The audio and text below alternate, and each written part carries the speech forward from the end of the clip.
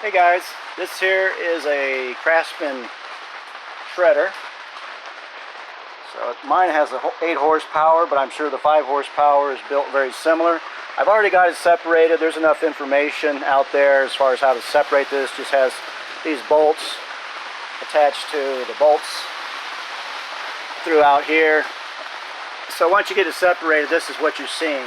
But most people are wanting to know is how to get this shredder off. And that's what they want to take off. So maybe you want to, like me, you want to get it off so you can sharpen it up, clean it up, and so forth.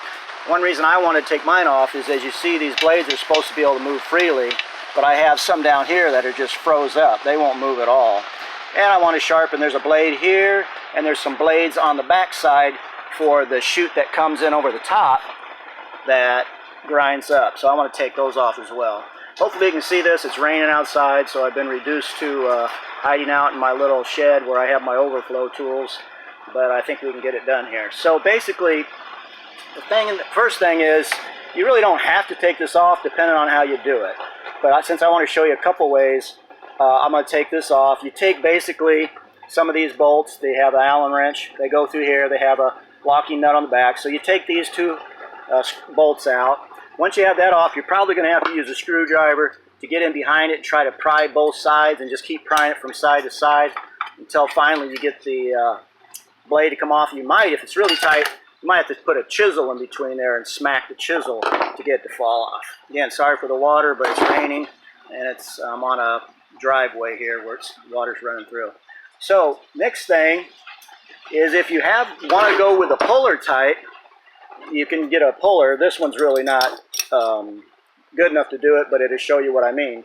You put the puller on these two ears after you remove that blade, and then you can have the screw, the original bolt, put it all the way in until it's just a little loose. So you'd screw it down, leave it a little loose. You might take a drill and put a little countersink there so that the tip on your puller can sit right in there and it won't try to run off. And then you'll put your clamps on both sides, start turning the screw bolt in. That'll start pulling it. If it gets real tight and it doesn't come off, then take a pretty good sized sledgehammer. Now, sorry, I have to do this with one hand, so I don't have anything to hold my camera.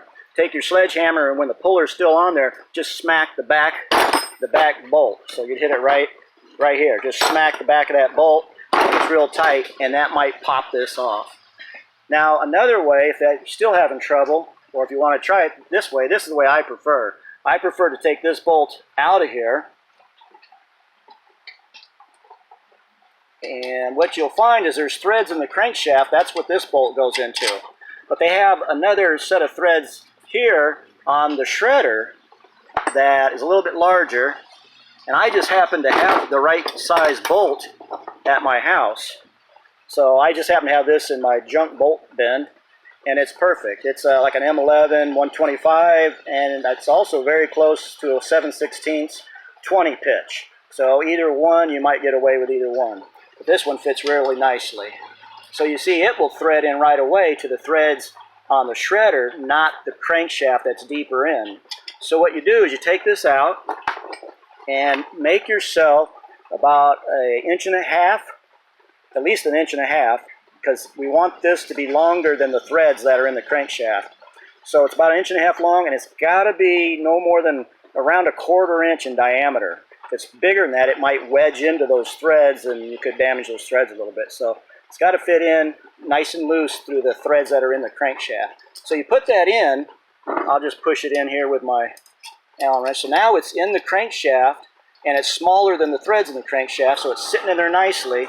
But because it's an inch and a half, it's setting up above those threads just a little bit to where when we run this bolt down, it's going to hit the top of that bolt I just stuck in and push the crankshaft that way, and the threads that are on this and on the bolt will pull this way so that it'll try to separate it. So let's do that.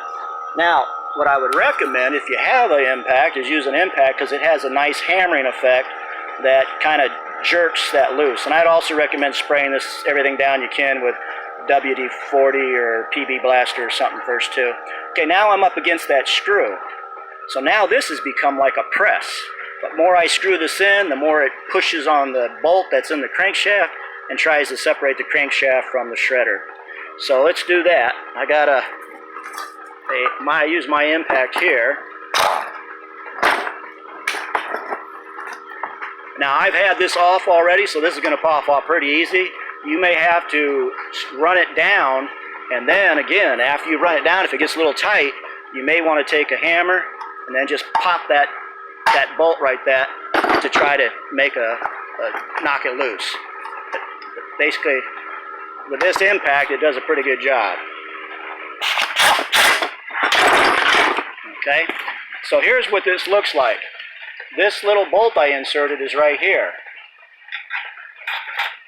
So it's going into the threads, and it's nice and loose, not going to damage the threads in that shaft, and it sticks out about, well, at least 1/8 to 3/16 of an inch. So then when my bolt that I ran in comes in, it hits this bolt right here and separates the two. And again, if it's hard getting it apart, just tap it with a hammer. Here's some things you might also want to know. There's a keyway here, but the keyway is not used. There's no keyway slot inside of the flywheel here, or the shredder wheel. There's no keyway, so it's not used. It's really a press fit. It's like cone shape, and the more you run your bolt down, the tighter it's going to get onto this cone shape and wedge itself in. I'm sure they do that so if you get some big tree in there and it stops this big massive flywheel spinning instantly, you know, you don't bust your drive shaft and so forth. So it's going to give a little, and yet it's still going to be tight. When you clear it out and start over, it'll still be okay. So that's the best way, easiest way I know to get these off.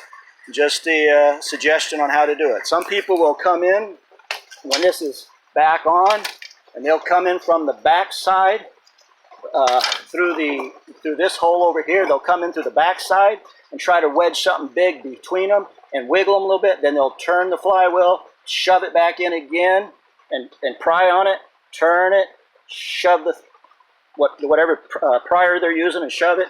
And some have been able to get them loose that way. So it just depends on how you want to try it. But I like the bolt, and the insert here seems to me to be the best way to go. Hope that helps. Take care. Bye-bye.